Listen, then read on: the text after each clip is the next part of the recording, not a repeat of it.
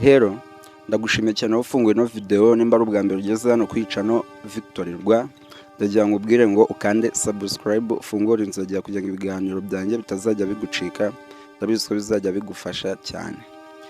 Uyu munsi nkaba nkuzaniye ikiganiro cy'ama YouTube channel 8 hano mu Rwanda amaze kuzuza miliyoni y'aba subscribers nyine no kuzamura, gusa nyine abazujuje. Mufite amacano 8 ubwo tugiye kugenda tuyacamo tureba ubwo turaye ku ya 8 mpaka ku ya mbere. Sasa cano nakuzaniye ku mwanya wa 8 hano ni y'umusore bita Mark Uwizeye, akabazwi cyane ku bintu bijyanye no gusobanura filime, ku managinga abahanzi no gukora utundi tuntu twinshi.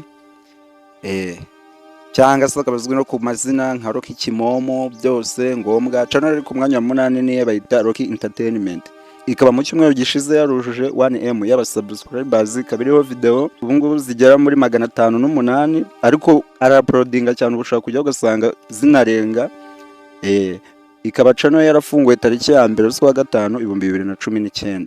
Sawa, twakomeje ubwo. Cano ya 7 ni nk'ikinyamakuru. Cano ya 7 ni bayita Kigali Today, nayo ifite M y'aba subscribers, hakaba bamaze gushyiraho video zijya mu 4100.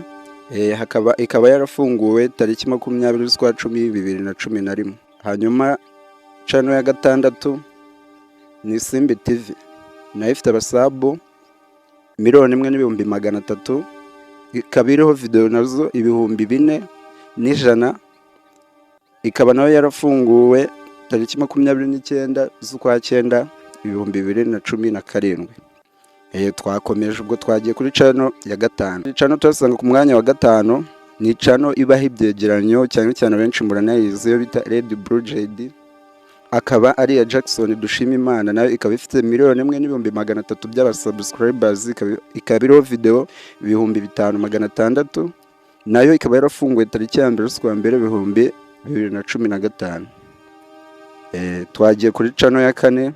Channel ya 4 ishobora no kugutangaza kuko akenshi mu zindi channel ku bantu bahuje ibyo bakora ushobora gusanga ari nkeya ziba zabasha kuzuza miliyoni.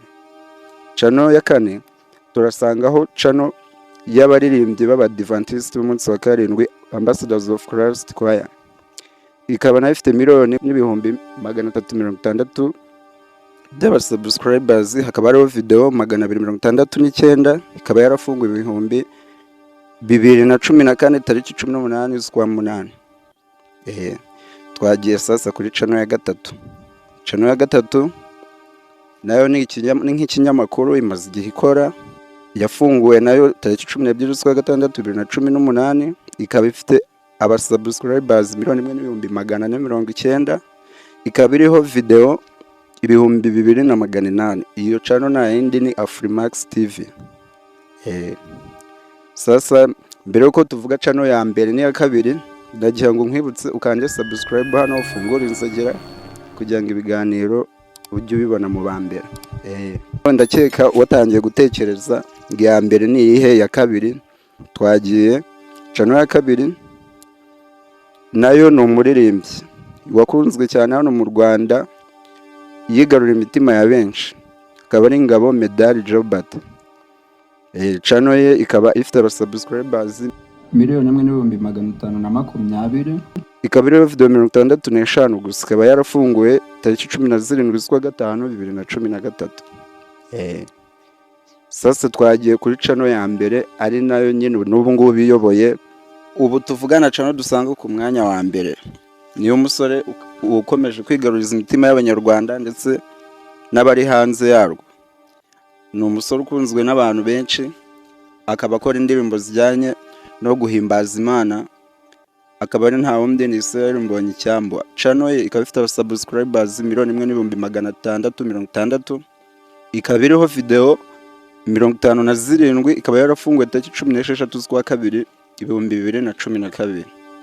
Akaba ariyo channel iriho video ya 2 yarebwe cyane hano mu Rwanda mu gihe kingana n'umwaka umwe. Ubu ngubu ifite 72,000,000 za views, akaba ari indirimbo bita Ni Nasiri. Ndagushimiye cyane wowe twatangiranye ukabusoje ikiganiro, ndagira ngo nkwibutse mutarakanda subscribe kandi ukore share, hanyuma ujye muri comment umbwire uko wumvishe urutonde nakoze. Tuzahura mu kiganiro cy'ubutaha. Ciao ciao, murakoze cyane.